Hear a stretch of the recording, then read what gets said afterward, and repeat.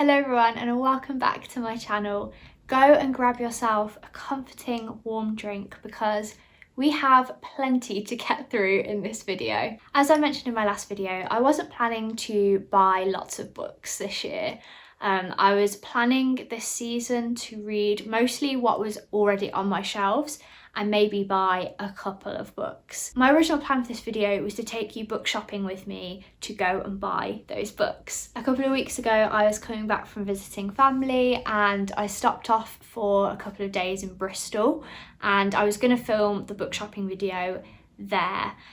However, I didn't find any of the books that were on my list of books that I wanted to buy. So I had to change my plan a little bit for how I was going to do this video. I actually ended up ordering the books online that I wanted to read. And then I was also given some books by a family member. And then yesterday I went to a secondhand bookshop that I had just discovered and bought some books there. So this video is going to take place in 3 parts. The first part will be book shopping in Bristol. I'll take you along with me to the bookshops that I went to. Secondly, I will show you the books that I ended up ordering. And finally, I'll show you the books that I was given or picked up secondhand. So without further ado, let's go book shopping.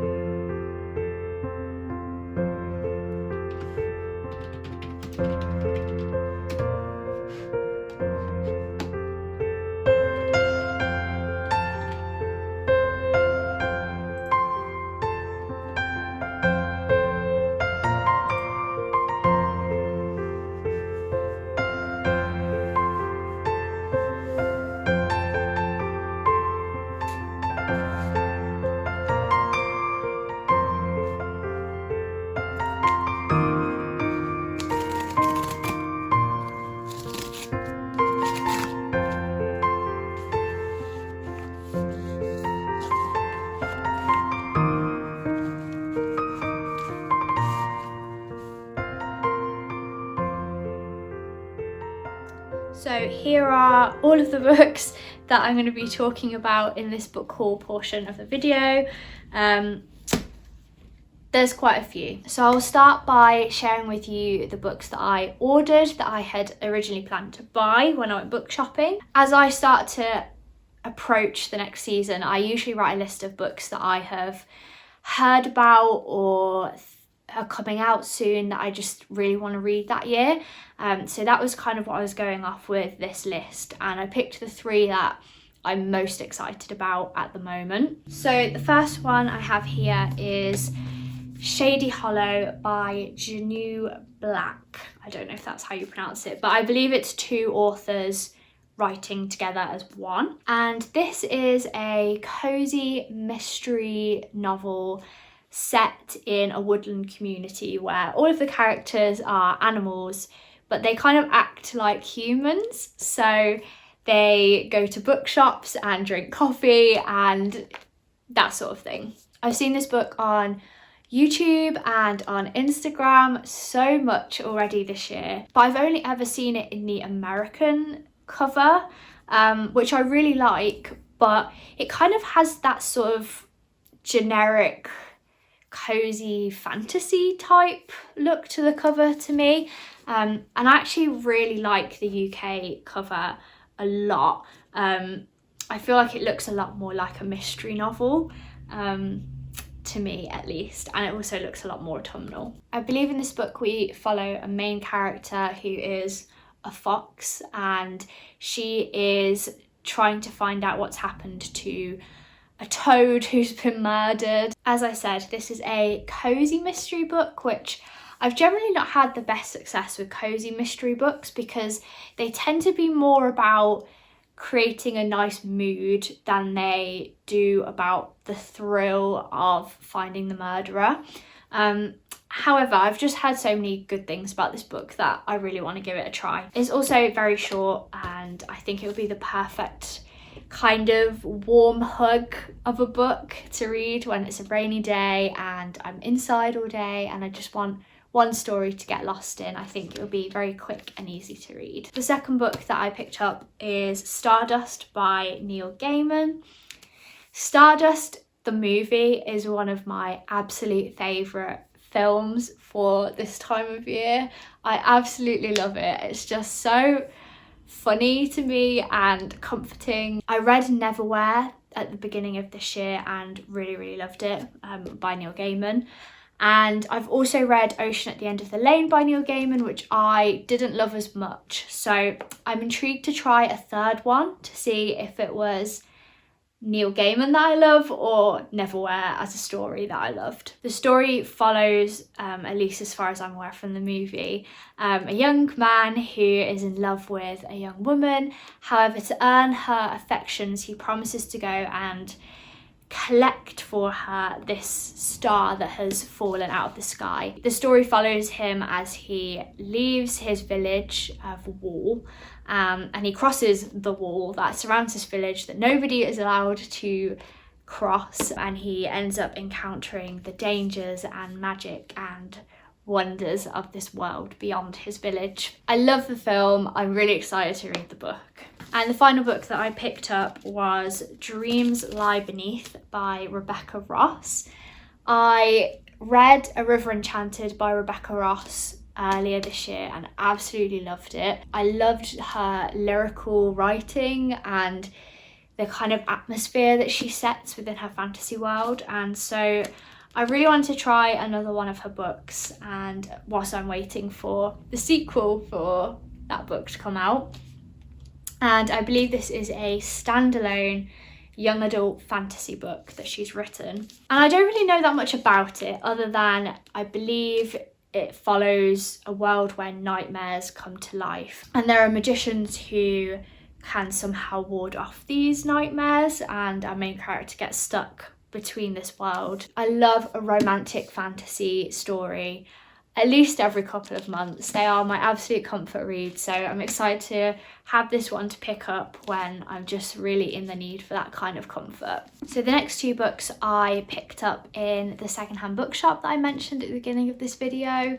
ended up finding a really cool secondhand bookshop that I'd never seen before, because it was kind of tucked away, but it ended up being such a treasure trove of really beautiful editions of classics and also some really cheap copies of books that I wanted to read.